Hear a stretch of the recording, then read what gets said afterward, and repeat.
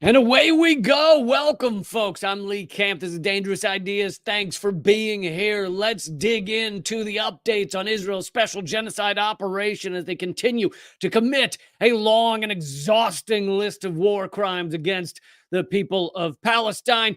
But I will also be getting into what else will we do? Well, for one, it's a big show. I got presidential candidate Claudia de la Cruz, the U.S. presidential candidate, here coming up in about half an hour. She will be joining me. I will also be talking about the U.S. media and how they manipulate this ongoing war, the coverage of it. It's not really a war; it's just straight up a genocide. Today, I got called a self-hating Jew to my face, which is interesting because I didn't know, growing up Jewish, I didn't know that endorsing genocide was part of it. At no point, like during the bar mitzvahs or any of that stuff, do they say, listen, also, you just got to be for all genocides. Because if that's the truth, if in order to be a good Jew, you have to endorse genocide, then that is a shitty religion, really is. So I didn't realize that was how it worked.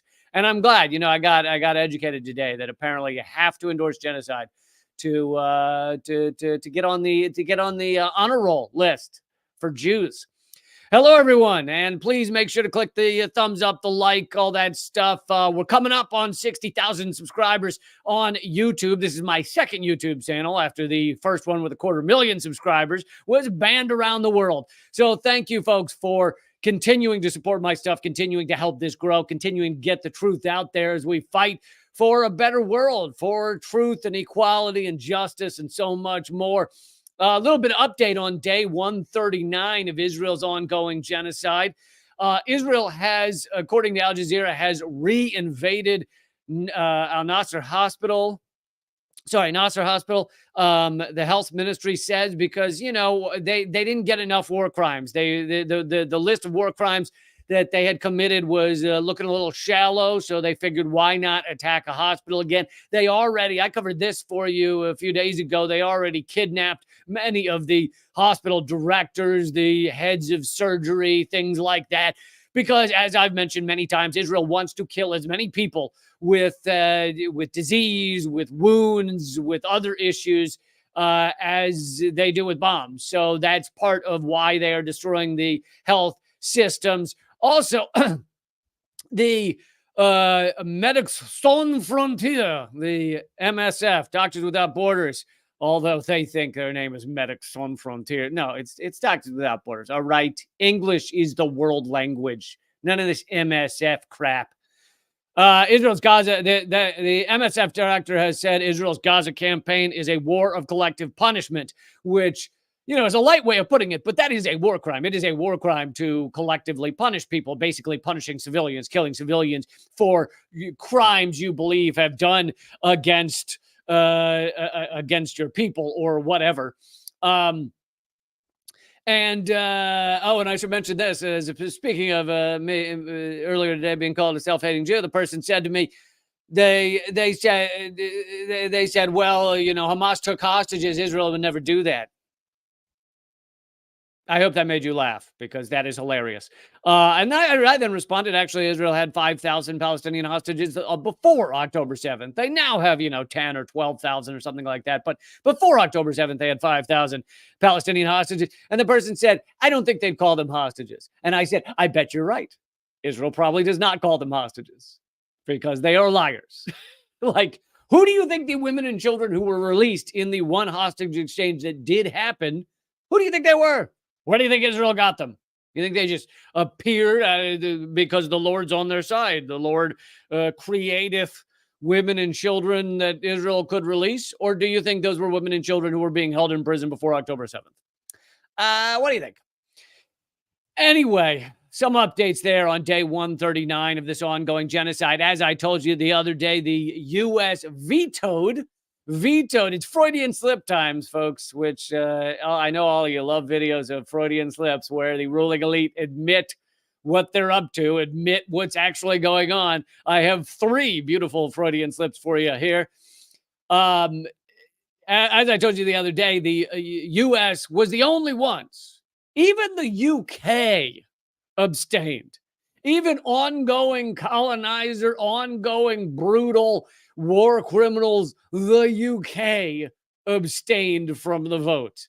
The US was the only one to vote to veto this ceasefire deal in the UN, or the call for ceasefire, obviously. So here is a bit of a Freudian slip by the U.S. representative at the UN. Take a listen to what she says at the end of this clip. We intend to do this the right way so that we can create the right conditions for a safer, more peaceful future. And we will continue to actively engage in the hard work of direct diplomacy on the ground until we reach a final solution. Perhaps terms you should not use when discussing an ongoing genocide perpetrated by Israel. Final solution, not the words to use. And apparently she was looking at papers. So did she have written on a piece of paper in front of her giant words, final solution, written across it? Wrong words, my friend. Wrong words to use when you're discussing a genocide being perpetrated by Israel. But also within that, she says the ridiculous statement, this is the U.S. vetoing a call for ceasefire. Let's remember, this does not guarantee a ceasefire. The UN voting for ceasefire does not mean it happens.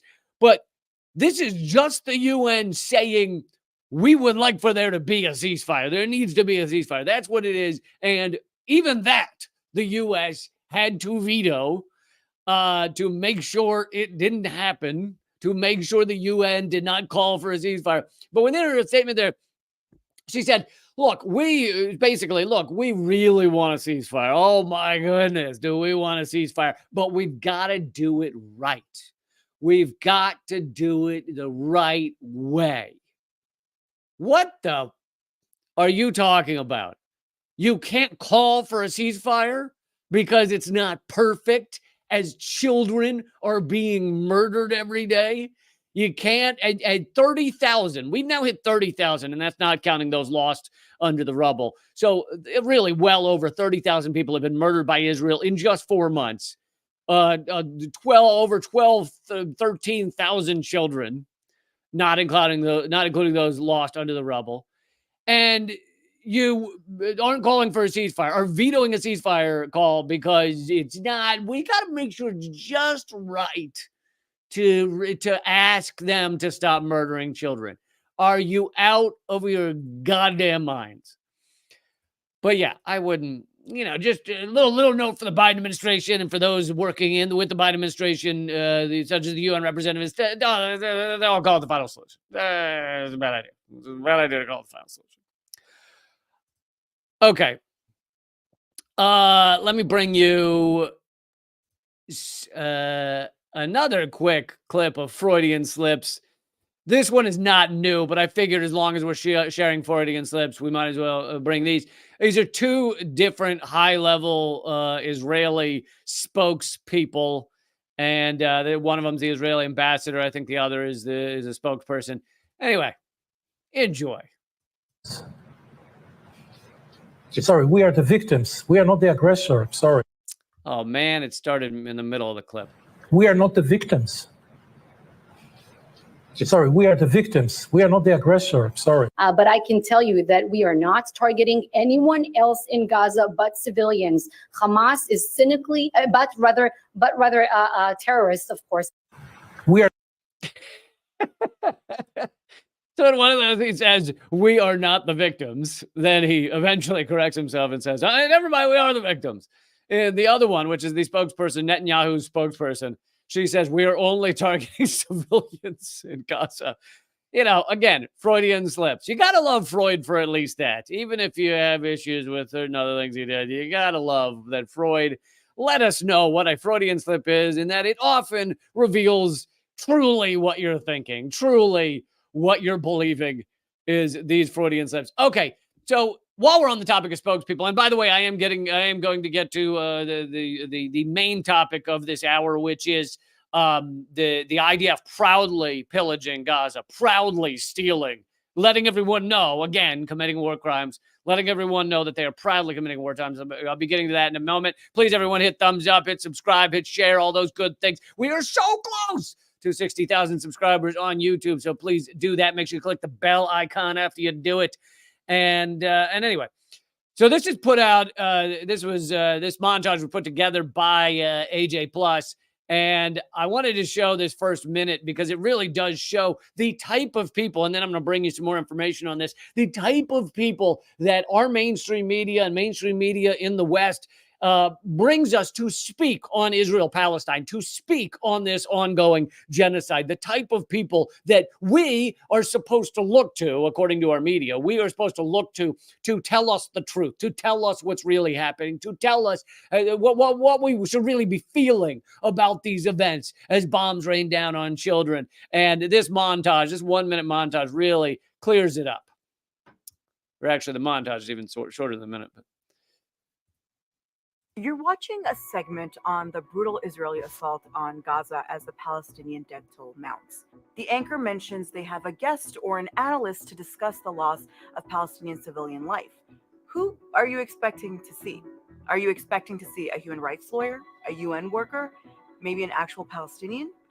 Or are you expecting this? Joining us now is Israeli government spokesperson Ilan Levy. Joining me now, Lieutenant Colonel Jonathan Conricus, spokesman for the Israel Defense Forces. I've been speaking to the Israeli government spokesperson, Mark Regev. Joining me now is Shahar Azani, former Israeli diplomat and spokesperson for the Israeli consulate. We are now joined by Ophir Falk.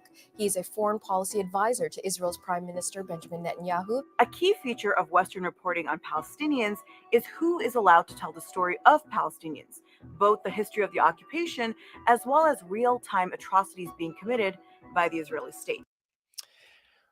Great points and great montage put together there of who exactly is allowed to tell the story of Palestinians. It is almost never, very rarely, is it Palestinians who are allowed to tell the story of Palestinians. If they wanted to even pretend to give us both sides of the story, which there's not really a both sides in genocide. There's kind of a one side in genocide. But if they wanted to even pretend to give us both sides, you would give both sides. They do not give both sides. Now, this doesn't mean people can't point to, well, what about that CNN report 2 weeks ago where for 3 minutes they had on someone in Gaza who said they do not like being murdered? What about that report? Yes, you can point to a report here or there. That is not the point. The point is the ongoing type of coverage. And I'm about to give you even more numbers on how exactly this works. But I will also add something that AJ Plus was not adding in that segment, which is probably the biggest thing that our mainstream media, the mainstream media of the West, which is still, let's be honest, I wish it weren't true, it's still the number one driver of information. It's the number one place that people are still getting their information, especially on foreign policy. Maybe not as much when they can walk out their door and see that our infrastructure is collapsing and that their water tastes like burning. Maybe not for that, but for foreign policy and things like that, for what's going on around the world, still where people are getting it. The number one thing they do is just not talk about, for example, the genocide in Gaza. Like if you go and look at the video clips that are put up on CNN or MSNBC, or you just leave on CNN, MSNBC, Fox News, any of them, you just leave them running, 97% or something of what you hear is going to be about Donald Trump. It is going to be about Donald Trump. Occasionally it'll be something about Biden. If it's Fox News, you're going to hear a lot about Biden. But in general, it is just Trump, Trump, Trump, Trump, Trump, Trump, Trump. Did we mention Trump, Trump, Trump, Trump, Trump, Trump? That is what they're doing. Now, that serves multiple purposes. One is the liberal media is trying to make sure he doesn't get elected again. But more important than that, that is used as a smokescreen. It is used as a veil. It is used as a curtain. It is used as a fourth thing that covers up your eyes. It is used as a thing to cover up the reality of what's going on in Israel, Gaza, Palestine, etc., as well as various other areas. It's also used to cover up the fact that the proxy war in Ukraine is achieving nothing but except murdering Ukrainians. So it's used in a lot of ways. But I wanted to bring you this report, and this was from before October 7th, which is important because this is not just an analysis coming to you since October 7th. This is a decade-long analysis of who the U.S. media talks to when they want to talk about Israel, Palestine, any aspect of it. Who do they speak to? Who gets to write about Israel and Palestine? And it's this great analysis that this paragraph is titled Palestinians Not Needed. The author says, and this is coming from 972mag.com. They do great work, by the way, on Israel and Palestine. It says, I had expected to find relatively few opinion pieces by Palestinians. Shock. This is talking about mainstream media. So New York Times, Washington Post, etc., legacy media, etc. So I was expecting to find very few by Palestinians. And I was correct. But what surprised me was how much Palestinians have been talked about in major U.S. media outlets over the decades. In the New York Times, less than 2% of the nearly 2,500 opinion pieces that discussed Palestinians since 1970 were written by Palestinians. Less than 2% were written by Palestinians. In the Washington Post, the average was less than 1%. So the New York Times, they have the total opinion pieces adding up over the decades. The total is 1.8% written by Palestinians. Washington Post, of total number of articles about Palestine or Israel, is 3,249. The percentage by Palestinians, 1%. 1% by Palestinians. They also give some of the other outlets, The New Republic, since 1970, 497 pieces about Palestinians, 0 by Palestinians. 0. Not once. You think they would accidentally have one article written by a Palestinian. You think they just wouldn't be, analyze, the guy who normally checks to make sure no Palestinians ever get to say anything would be sick one day, or his kid is sick and he has to drive him to school, and then whoopsie, an article gets out by a Palestinian. But no, didn't happen. 0 since 1970. Then you got The Nation. Okay, The Nation, many of you know, Nation magazine is a more left-wing, semi-liberal outlet. It is definitely more left-wing than the New York Times, especially on issues of Russia. They've done a pretty good job of debunking a lot of Russiagate. They're one of the only outlets, them, Rolling Stone, and Forbes, believe it or not, are the only outlets to have covered the $21 trillion unaccounted for at the Pentagon over 15 years. 21 trillion, yes, with a T. I covered it, but that doesn't count. Anyway, so The Nation does some good stuff. Sometimes they do some garbage. But anyway, since 1970, 323 pieces about Palestinians, only 10%, 10.5% by Palestinians. So just really impressive numbers showing how these outlets, and these are, right, the papers of note, the papers of record, New York Times, Washington Post. This is even before October 7th. The only people who get to tell the story of what it is to be Palestinian, what it feels like to live there, what's happened over the years, what it feels like to live in an open-air prison in Gaza. The only people who get to tell those stories are not those people, nor even, you notice this just says by Palestinians. This could be Palestinian Americans. It could be Palestinians living anywhere in the world. It doesn't, I understand if it's kind of difficult to maybe find a Gazan that's even before October 7th that is able to write in English for the New York Times. Maybe that's a little difficult. Maybe you give them a little margin of error there. But this is even Palestinian Americans. Nobody is allowed to tell, or less than 1%, allowed to tell the story of Palestinians except non-Palestinians. And I'm sure a large percentage of those are, Israeli spokespeople, as we just saw in that montage by AJ Plus. So it really is all about covering up the narrative. Okay, I want to get to, before Claudia de la Cruz gets here, I want to, by the way, for those of you joining late, presidential candidate, U.S. presidential candidate, in case you were wondering what country, U.S. presidential candidate Claudia de la Cruz will be here in just a few minutes, and we'll be going to that. But before we get to that, I want to get to how Israel, by the way, smash the thumbs up button so hard that your computer stops functioning. Make sure you just completely obliterate your keyboard, okay? Because YouTube knows how hard you hit that button. I want to bring to you how proud the Israeli military is of their pillaging, of their war crimes, of their stealing of the material, the possessions of Gazans as they pillage and destroy that entire 25-mile area. Let's remember how small Gaza is as they continue to drop more bombs than the entirety of the Iraq War. It's a small 25 miles by 5, I think, miles wide. Small area, and Israel is just, they've dropped multiple times worth of the atomic bomb dropped on Hiroshima, on Gaza. Anyway, but they're not just killing people, they're also stealing things as they go. And this is also from 972 Mag.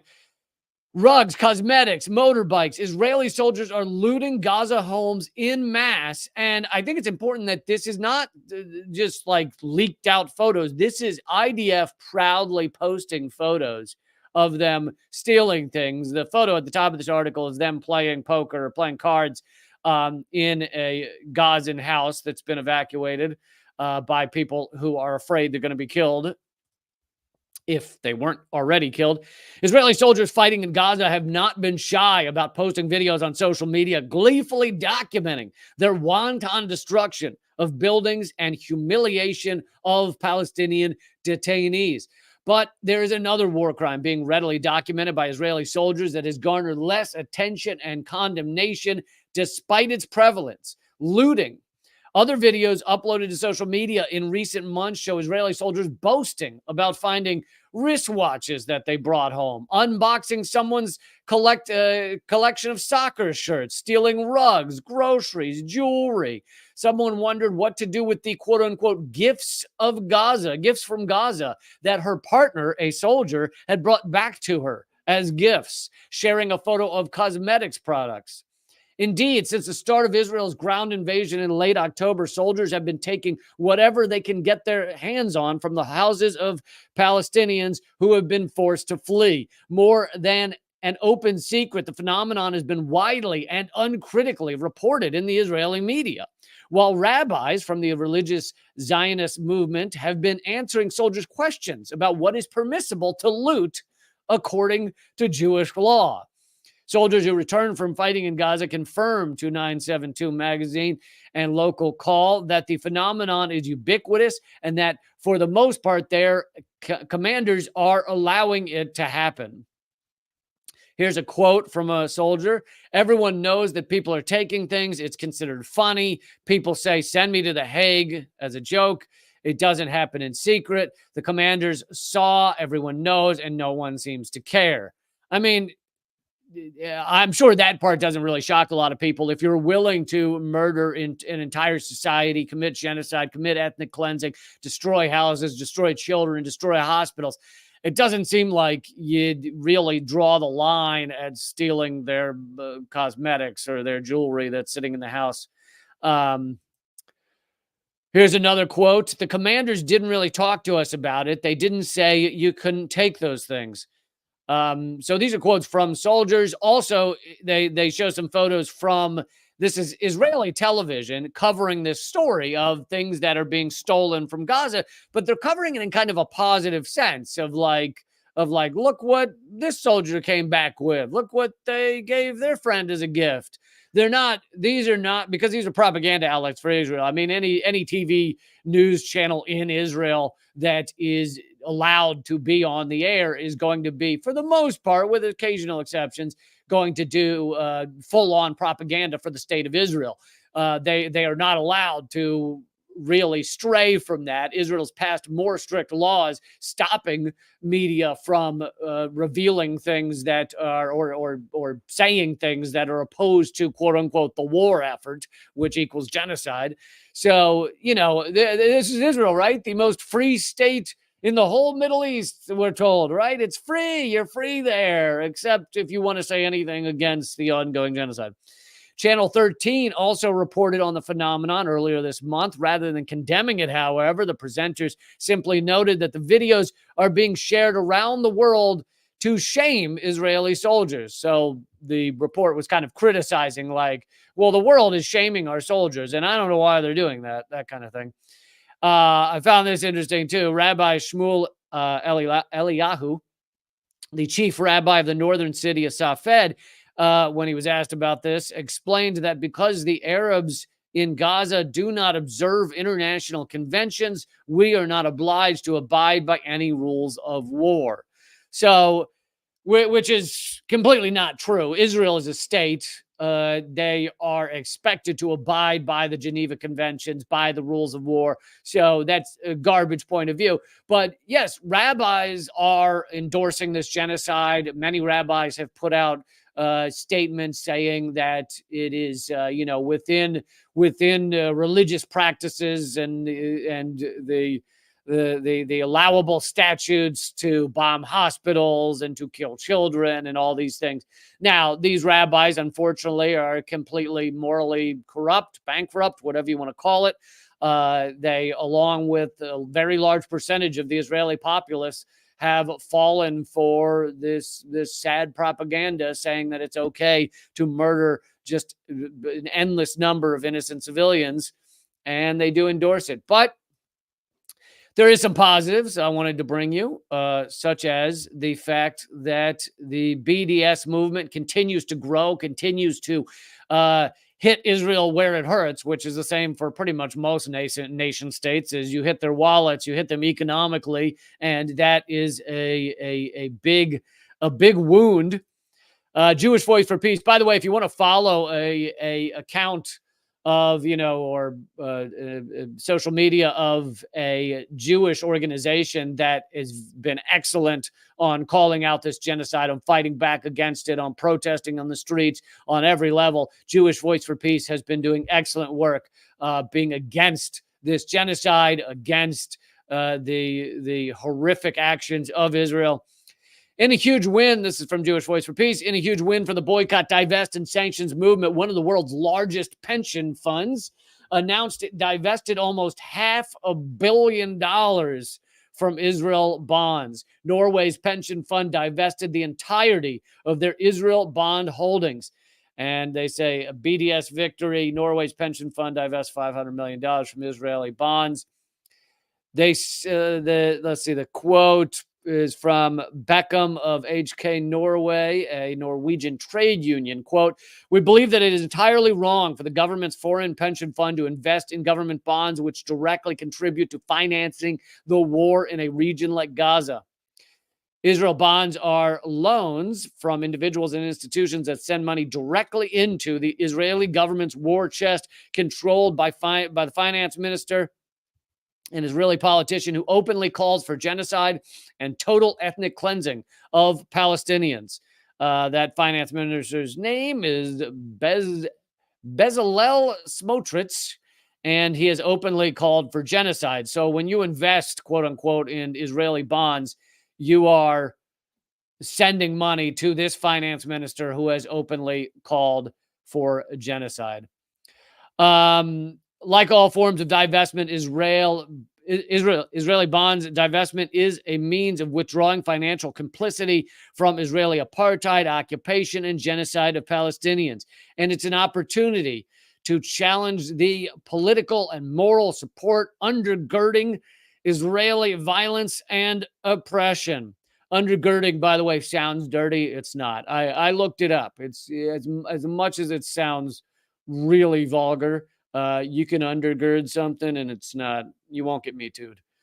As people of conscience, to continue from the quote, we applaud this act of solidarity with Palestinians facing genocide as we celebrate the Norwegian pension fund for divesting from Israel's settler colonial regime. We also call on individuals and institutions invested in Israel bonds to follow suit. And they have an article there called Investing in Genocide, or Genocide is a Bad Investment, which excellent headline. Okay, folks, let's do it. Let's get to the special guest, and please take a second to hit thumbs up, hit subscribe, do all those great things, and hit the bell icon. And thank you to the tens of thousands of you watching around the world. You are making this show possible. But let's get to I'd like to call her a friend and presidential candidate Claudia de la Cruz. You are definitely a friend. Thank you so much. How you doing? I'm okay. I'm okay. I think none of us could say that we're totally well these days, but we're okay. Yeah. Yes. How are you? Yes. It's something I think it's my love of people, especially people that are fighting for good causes, where I always like to start off with a big "How you doing?" and then I realize that it doesn't necessarily fit the moment. But yeah. But it's good to see you. Yes, it is good to see you, and I'm glad you consider continuing the fight on these incredibly important issues. If you want to just start off by updating everyone on what you've been up to, and the protests against this ongoing genocide that you've been a part of. Well, we've been out in the streets. We've been out in the streets working in coalition with other groups, people of consciousness, people who are very much coming to the conclusion of a lot of what a lot of us had been talking about for many years, that U.S. imperialism is death, that U.S. capitalism and the ruling class of the United States happen to be the most vile and brutal of them all. And so we've been hitting the streets, doing a lot of protesting. I mean, protesting has not stopped. It has not ceased for the last, coming close to 5 months at this point. And in terms of the campaign, we've been doing as much as we can to uplift, this fight against U.S. imperialism and the Israeli colonial state. Understanding that these are projects of, again, U.S. imperialism and colonialism, that Netanyahu and Biden are the issue now, but this has been ongoing. This is very much the foundation of both the U.S. and Israel as a creation of an empire and as a outpost of U.S. imperialism in the Middle East. And so we need to understand it as these projects that are being defended in a bipartisan way by the ruling class and its politicians. And so if we're able to understand it in this way, it also gives us some sort of, this is a long march. And so this is one battle out of the actual war that we have to wage as working class people, as people of consciousness, as people who are against this genocidal extermination of Palestinians and of people all over the globe, because it's what they do. But I've heard, Biden speaking, Biden administration, Biden spokespeople, they say that they would like to see the civilians protected and they would like to see a ceasefire. So I don't understand why you're criticizing them. I mean, $95 billion? Like, how are you going to talk about the safeguarding of civilians in Ukraine or the safeguarding of civilians in Palestine when you're putting billions of dollars towards war, towards their destruction? And I think people are seeing that so clearly, so vividly. We're talking about the slaughter of over 28,000 people. We're talking about the separation of over 17,000 children from their families.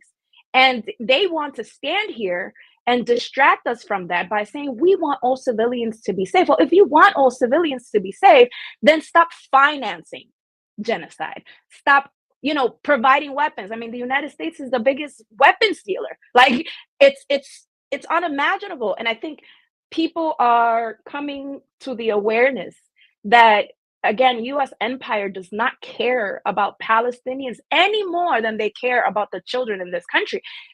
Yesterday I was reading this article in the New York Times that says that in New York City alone has an increase of over 500,000 people that have gone into poverty.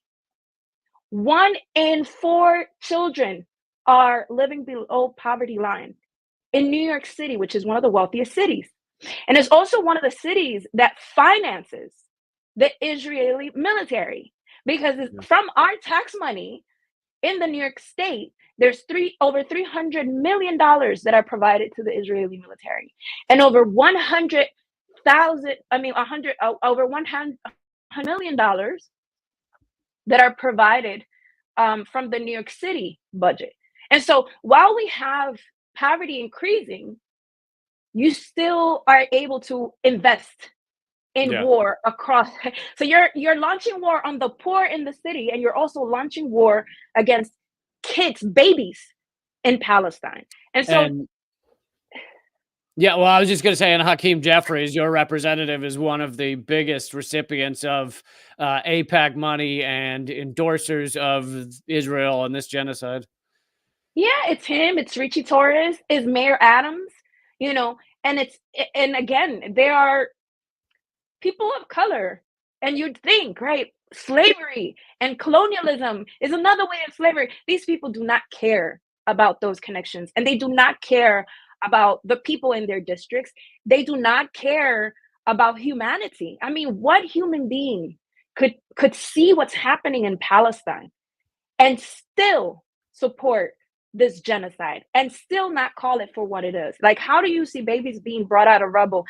How do you see hospitals being blown out? How do you see, communities of faith, Adams, who wants to talk so much about being a Christian? Like, how do you see this happen and not be moved to say something, to stop this, to do something to stop it, and continue to instead receive the money and hush and, celebrate and condemn, this question? But what about Hamas? That isn't. We're way beyond that. You're like, it's mass slaughter. Yeah. Like the words are. I'm missing the words lately, because it's like it's mass slaughter. It is the closest thing to a Holocaust, and let's call it for what it is.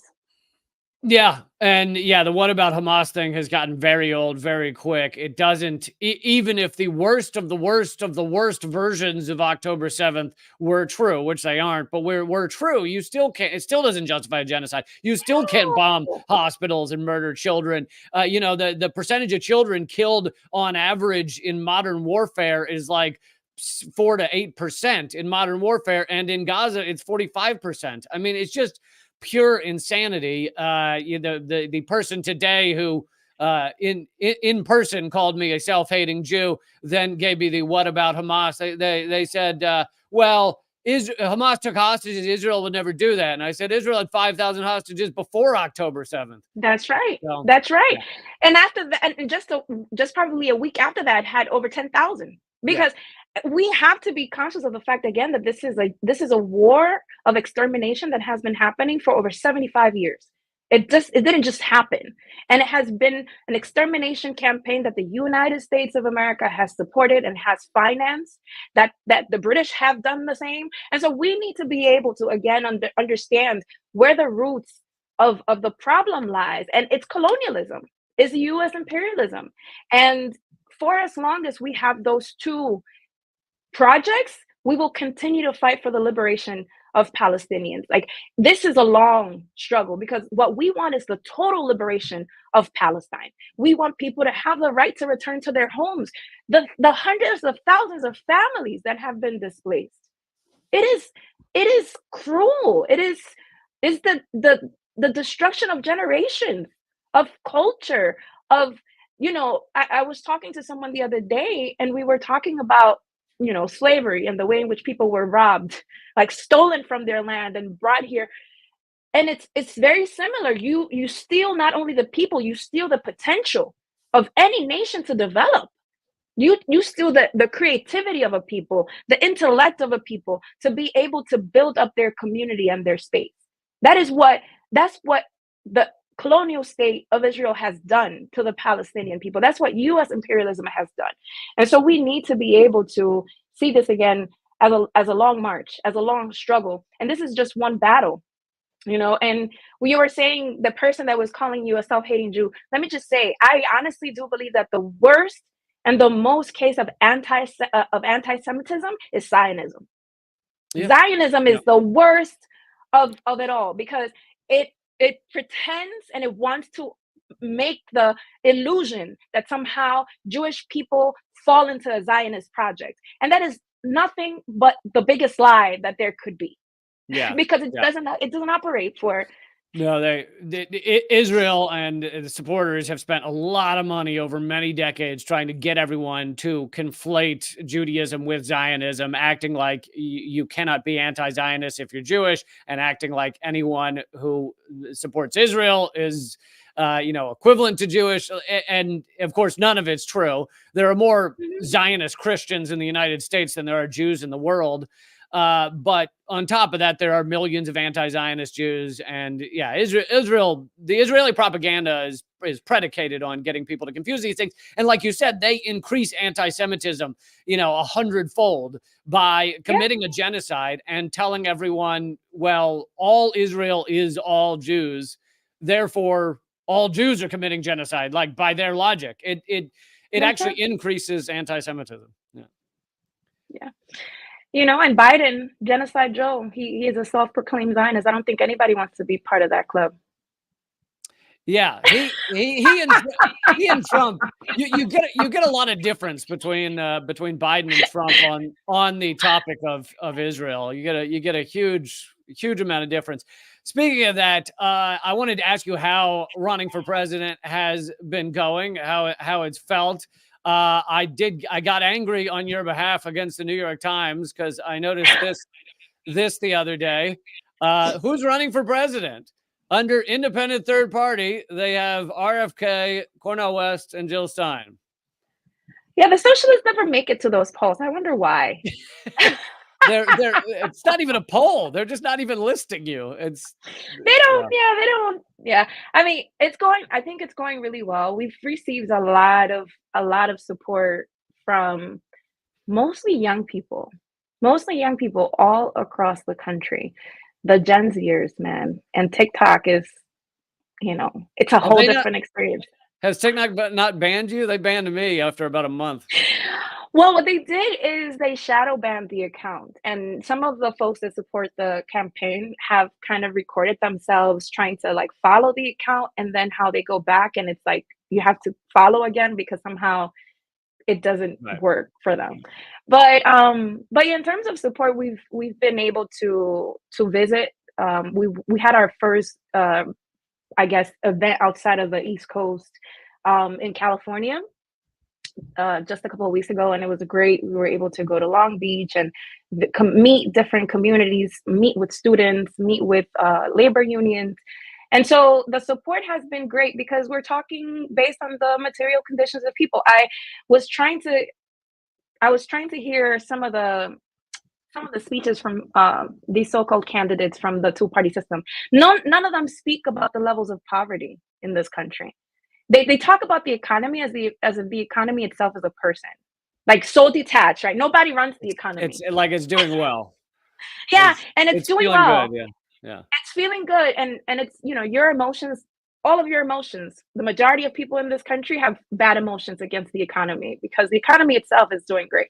But when you talk to people, obviously, people have a different reality. They have a different reality that is, connected to inflation, connected to recession, connected to levels of unemployment, the inability to be able to organize their workplaces, the housing prices. I mean, the real material conditions that people are experiencing.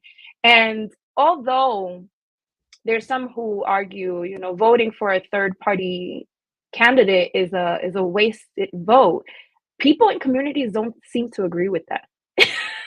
It is very interesting, because they're tired. They're tired of being lied to. People are able to make the connections that I think Gaza has definitely unveiled so many of the atrocities that this capitalist and imperialist system, just the brutality of it has been unveiled. And even people who may not consider themselves political have an opinion in communities about the issue. And they understand they understand that there's no way the United States should be financing or supporting genocide. And so when you actually speak to people outside of the world of the web, um, Yeah. Real actual human beings, do they still exist? Yeah. yeah, they do. And some of them don't even have, internet or access to a lot of these things. And so Yeah. um Yeah. they're still connecting to, the far right media, the neoliberal media, and they're also forming their own opinions based on their concrete conditions, based on, housing that is deteriorating, rent pricing that is going up. Wait, as you say that, I want to show you this. It's an animation of the difference between rent prices versus income. Wow. Sorry for the music. No, it's Anyway, okay. you can talk as we watch this animation go. No, but it's crazy because obviously what's happening is that when you're talking about employment, there's many people who are unemployed or have a gig or are part of the gig economy, have multiple jobs.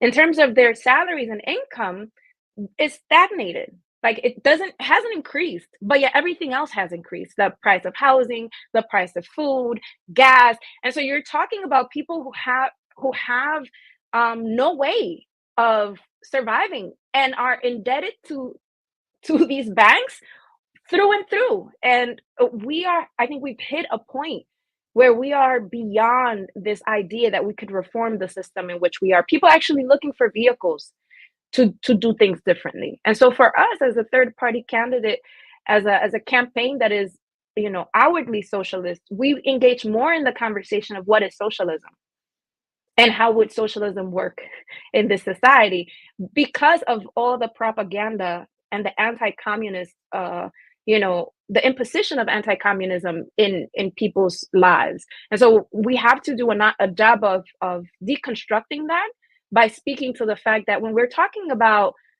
seizing the top 100 corporations, we're talking about being able to expropriate the wealth that belongs to the majority of people in this country and that has been created collectively and has been hoarded by a few. That when we're talking about, private property, a lot of people are my house, well, actually, your house is owned by the bank and you have a loan. You own the debt, not the house. So we're talking about, cutting the banks that are actually enslaving you for 30 and 40 years. That's what we're talking about. We're talking about Yeah. cutting the health insurance companies from the equation, abolishing that, because everybody should be having access to healthcare. And so people Well, get that. And not only does the bank technically own the house, but then on top of that, any of these corporations could say, "Oh, we need that land for a giant, corporate center," and then the state will say, "Sorry, we're stealing your house so that we can build a giant Walmart." But also, if you look at the case of West Virginia and so many other places, the state and others came to them and said, "Well, technically, you own the surface layer of the Yeah. land, so we own below you and we can drill and destroy your land, destroy your water, anything else, because you don't own more than the top few inches of that land." Like you don't really own these things, like you're saying. Yeah. Yeah, and no, and people get it. Like again, when you ask anyone, you could ask any student, would you like to be able to have access to education without having to worry about, having to get loans, or the idea that the pressure that a lot of these kids feel that they have to go to an elite school, because that also has been created. Like you have, tens of thousands of schools, universities across the country, but if you don't make it to that one top 25, you're not good enough. And so what would it be like if we destroy the system that is constructed to give you these levels of anxiety that you don't need when you want to access an education? These young people say, yeah, that's exactly what we would want. We talk to people from the material conditions, and I think that has been really, really key. I think we're also in another point where people understand the brutality of capitalism in a different level, when they understand the brutality of like having over 800 military bases all across the globe that we don't need to have. And so when we talk to people again, for as long as we speak to our people in a way that they can understand, it makes all the difference in the world. And that's what we're trying to do with this campaign. And so the levels of support have been have been huge. And obviously you have your trolls and your haters, and we know we're gonna get into that. When we decide to do stuff like this is historic as well. You know, you get attacked from all different. I'm talking to the man who's been attacked from all sorts of sides here. But True. we know. Yeah, True. we And know. apparently you get to keep your TikTok page. I'm pretty upset about that. I mean, I'm not even running for president. Although I am the campaign manager for a rock I found in my yard. So I know. You told me about this. yeah. Well, what would be like the one outside of the genocide? What would be the one issue that you really would want people to remember? You know, I think that even if third party candidates don't win in such a rigged system, there is a lot to be said for changing the ideas, changing the talking points, changing the Overton, shifting the Overton window. So what would be kind of the one issue you really want people to remember and continue to grow ongoing? I think one of the ways of looking at our platform is not necessarily with individual issues. They're all very much connected. Like our lives, every issue that we have in our life is pretty much connected to everything else. It's looking at things holistically. And if we understand again at the very root of all of our issues, the issue of poverty, the issue of lack of access to healthcare, and and how in how many ways people are unable to access the most basic human rights, all of that is connected to the system of capitalism. And in order for anything to change, we need to uproot it. We cannot reform capitalism. We are way beyond that space. And it's very critical for us to start, if we haven't done so, to do something to transform that reality. Because if we don't start now, the process that we need for liberation becomes further and further from a reality. We need to take hold of our lives, and we can't continue to give up our power to the system. We can't continue to legitimize their institutions and them structures. So our job, our work here in the United States is to be anti-capitalist, is to be anti-imperialist, is to defend all human life against systems of oppression, and it's also to provide a solution. So we can't just be here and say we're anti all these different things without proposing a solution. For us, our solution is socialism. So we invite people to learn more about socialist revolutions, to learn more about the ways in which we can construct a socialist society in this country that is based on abundance for everyone, because this country does not have lack of resources. It has an abundance of resources, and therefore we can provide for every human being living in this country all they need to be able to sustain life and reproduce life. And so that's the basis of our campaign.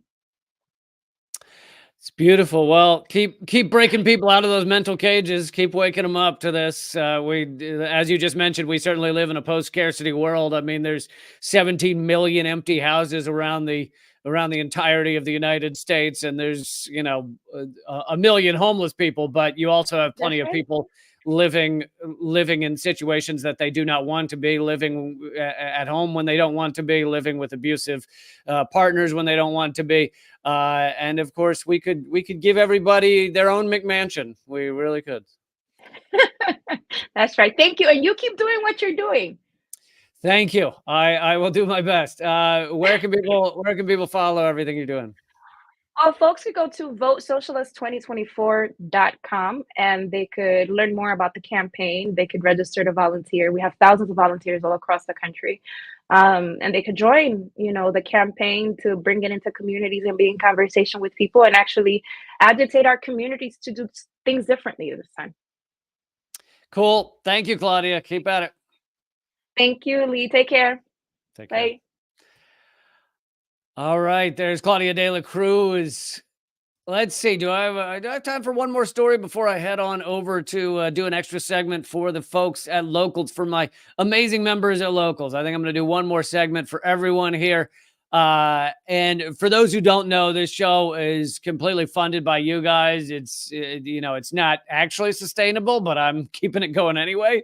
But so if you want to support this show, if you want to become a member, and you get all kinds of awesome perks, such as the extra segment I'm going to do today for the folks at Locals, then you can join up at leecamp.net. If you're watching on Rumble, go down to the Join Lee tab, click that. And when you get to the next page, go to become a subscriber as opposed to become a member, which is the free version. Go to become a subscriber, and you can join up for a minimum of $6 a month. If you want to do more than that, that's awesome. 38 cents an episode. So please, everyone, consider doing that. And even if you don't, even if you're like 38 cents is just awfully, the hour you give me for this show is totally not worth 38 cents, maybe 31, maybe 32, but not 38. If that is your view, then please still go over to leecamp.net, my locals page, and sign up, click become a member, the free version. And you won't get everything, but you'll still get to be part of the community and be a part of it over there. So please do that. Do it right now. Help me out. All right, but I want to bring you one more segment. It's a brilliant article by Caitlin Johnstone, and I want to give some of the points she makes, but also add my own.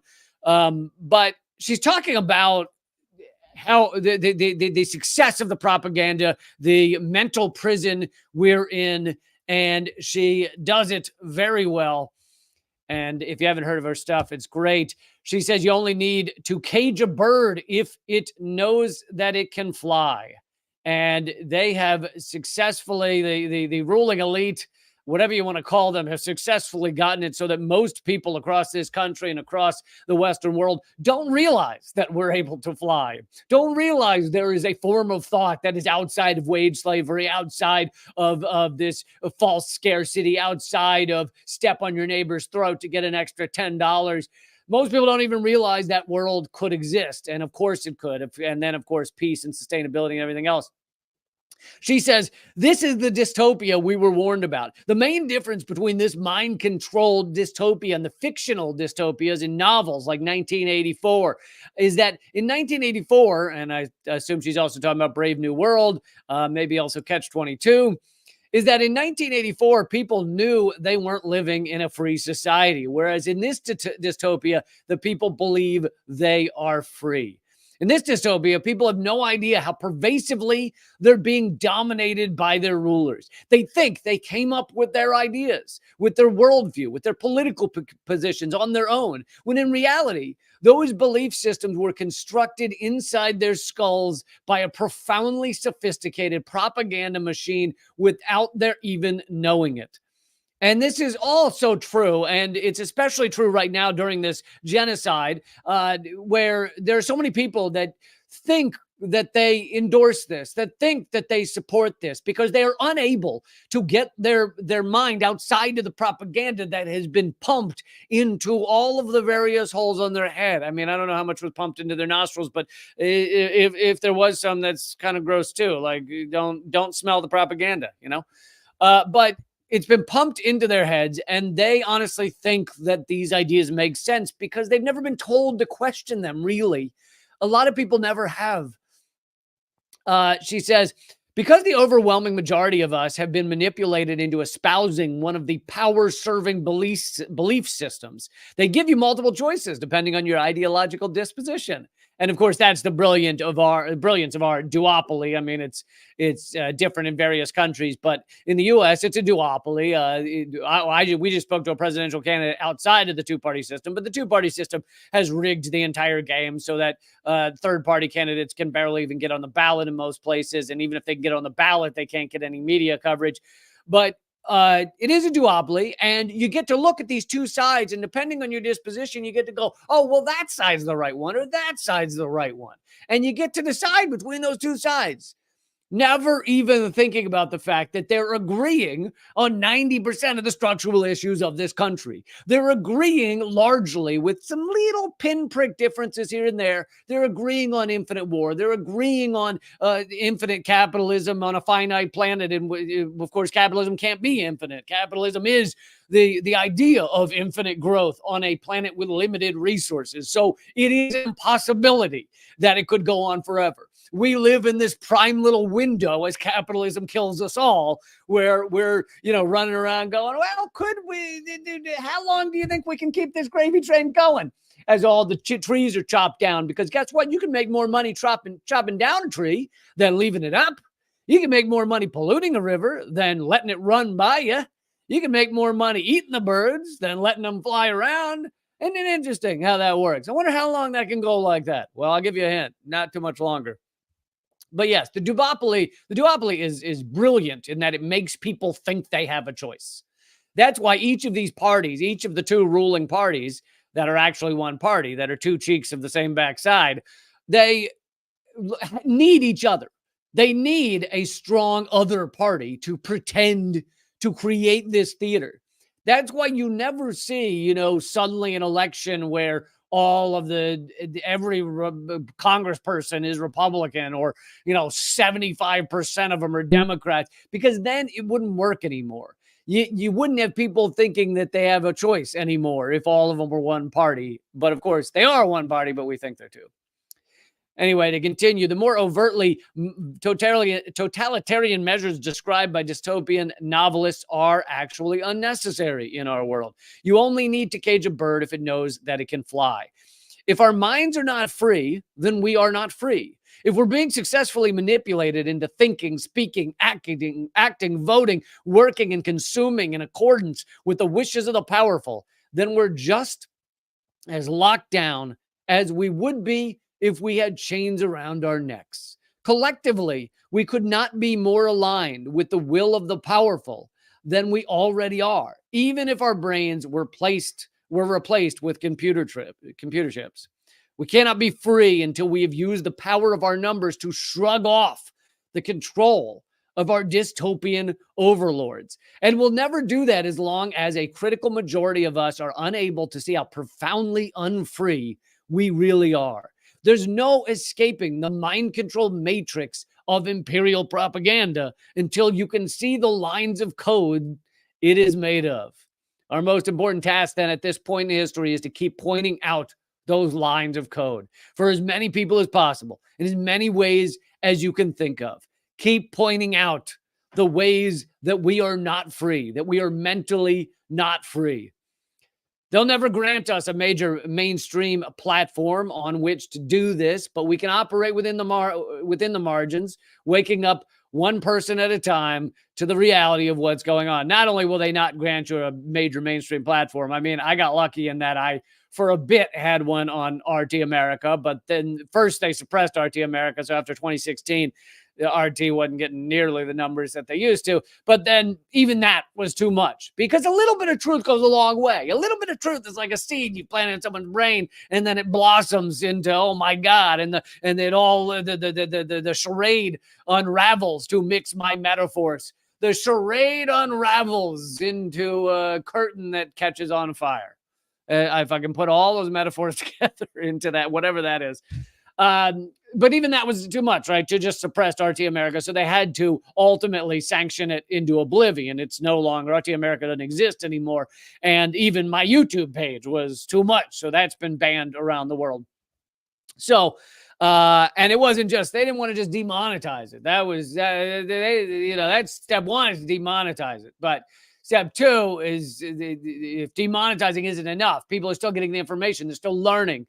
That's too much. So we need to ban it around the world. My page is banned around the world. So the original page. Now on this new page, we're getting close to 60,000 followers. So if you can help me out, click subscribe. Anyway, so to continue from the article, go around spreading the truth, fighting the propaganda, weakening public trust in the mass media and the political constructs it manufactures consent for, highlighting the depravity and murderousness of the empire. Use any and all media and forums you find to be effective. And, if there is any small positive in this horrific, gut-wrenching, goddamn day after day genocide, it is that it is unraveling this ridiculous propaganda. Your average person cannot look at the images day after day of dead children being pulled out of rubble and go, yeah, this is fine. Yeah, this is okay. Yeah, this is something we should be excited about. They just can't. And so it is unraveling. I mean, to say the least, the propaganda is unraveling. So that is a tiny, tiny positive in this horrible shit show. The last sentence here, the propaganda machine is the linchpin of their power. It's what holds the empire together. Without the ability to manipulate the public at mass scale, our rulers cannot rule, cannot control us.